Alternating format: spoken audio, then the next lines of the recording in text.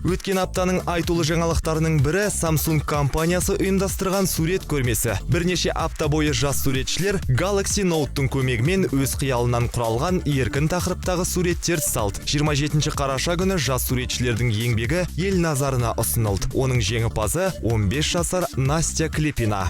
Если честно, я не надеялась, что Мен негізі жеңемін деп ойламадым. Ойыма не келді, соны салдым. пришло в голову.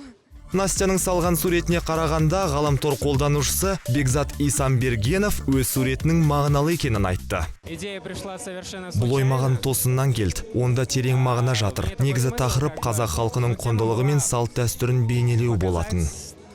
традиции и ценности казахского народа. Мұндай шараның маңыздылығын білетін Мұрат Мұтырғанов өз ойымен бөлісті. Я считаю, что каждый ребенок, он абсолютно талантлив. Әрбір сәби өзінше дарынды, тек оны дер кезінде байқап, қолдау керек. Сондықтан мұндай шараның өтіп жатқанына өз басым қуаныштымын. Себебі олар сурет сала отырып, ертеңгі тарихты жасау мүмкін. Сондықтан мұндай байқаулардың өткені маңызды.